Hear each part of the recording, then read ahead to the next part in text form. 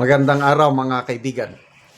Bigyan natin ng reaction, opinion itong post ng GMA News. The President is monitoring the situation in EDSA.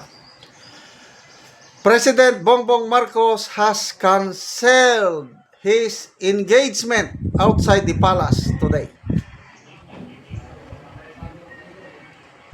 Ayaw nang lumabas ang Pangulo. I am sure. Yung Pangulo kasi, grabe ang activities niyan. Kaliwat kanan ang public engagement. Although, merong engagement sa loob ng Malacanang, I believe, mas marami sa labas. Nang dahil lang sa surprise rally ng iglesia, i-cancel yung pag-attend mo sa labas, anong ibig sabihin nun? Opinion ko lang ito, sobrang natakot na ang palasyo. Nataranta sila, aburido sila, hindi nila natunugan na magkakaroon ng rally, surprise rally. Kasi halos sa lahat ng rally ng iglesia, announce eh. Correct me if I'm wrong. First time ko lang itong na-experience, nabalitaan, nakita, na ang ating kapatirang Iglesia ni Cristo ay surprise rally. At dahil sa na-surprise ang palasyo, hindi na nila alam anong gagawin. To a point na i-cancel ang appointment sa labas. Kung ako ang presidente at confident ako na tama ang ginagawa ko, why will I cancel? I have the whole AFP. I have the whole PNP. I am the commander-in-chief. E di pagwardyahan ko ng libo-libong sundalo. Example, mayroon akong speaking engagement sa isang paaralan. O may opening ceremony, launching. E pagwardyahan ko ng ang daming sundalo. Ang daming pulis. Bakit ika-cancel? Oh, again, I might be wrong. Tingin ko lang, natatakot ang Pangulo. Wala na siyang confidence sa kanya. Kung anong mangyari sa kanya, kaya i-cancel na lang bigla.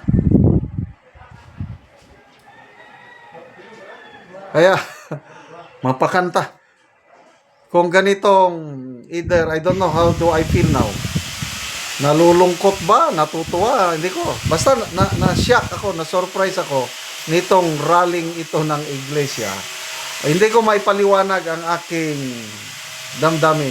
Lalo na yung kanina na madaling araw. Biglang naglabasan ng mga rallyista at na-stop ang flow ng traffic sa EDSA. Medyo nagkagulo. I hope na ngayon na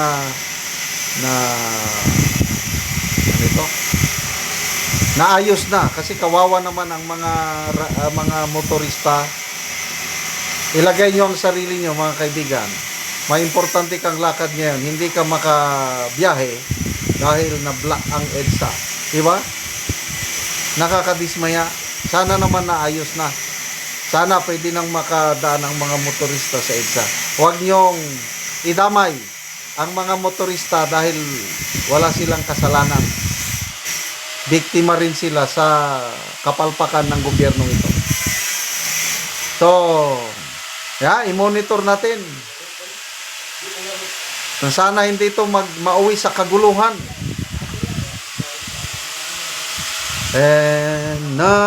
Mapakanta tuloy tayo. Saan naman ang lyrics? And now the end is near, and so I face the final curtain. Kung mayroong team song na, I don't know, my friend, I'll say it clear. I'll state my case, of which I'm certain. I believe a life that's full. I've traveled it in every highway, and more, much more than this. I did it my way. Kayo sa Malacanang, kanta na lang tayo. Total, hindi naman kayo lalabas. So, mag-monitor tayo sa kaguluhan sa EDSA.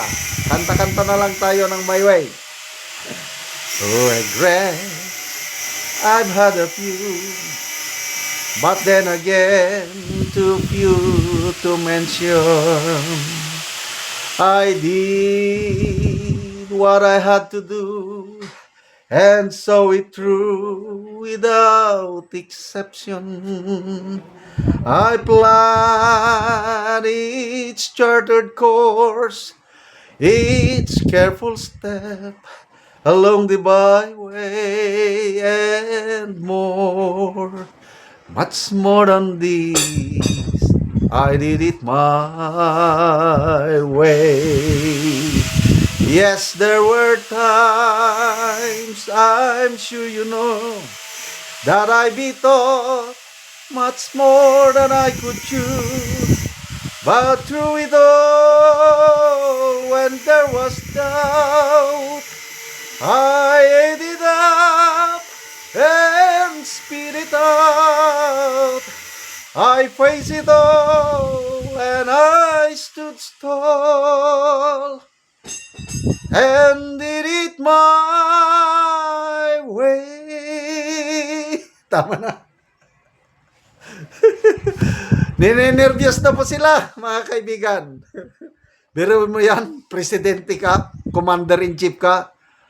How many policemen do we have? If I'm not mistaken, 220,000 policemen.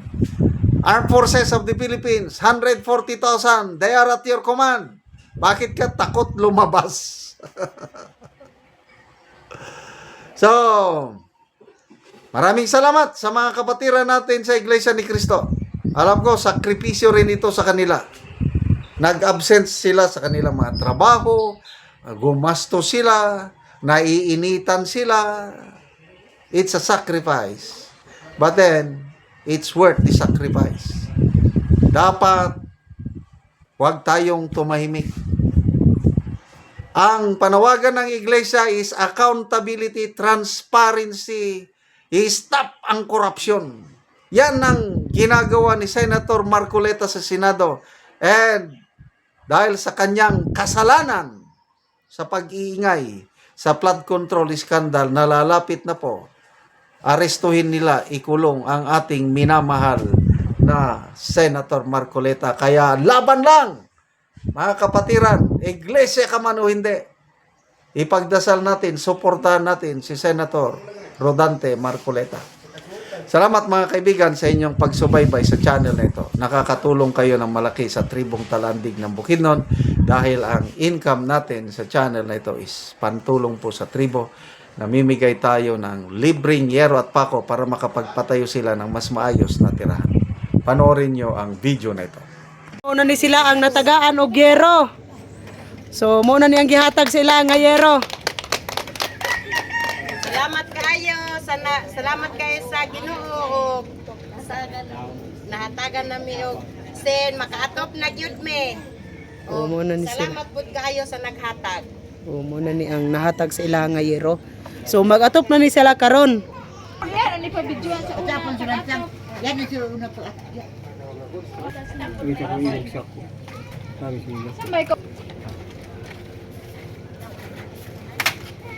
So maupod ni ang mga lansang bahin-bahinon. Thank you so much.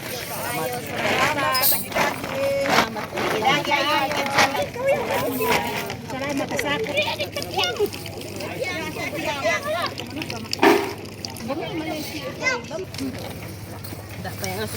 kapinan ni sa kiping tadaan eh mga lalima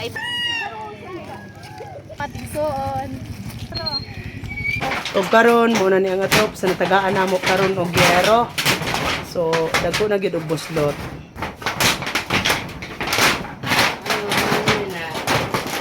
So muna ni ang yero nga gihatag. Nagitabang sa mga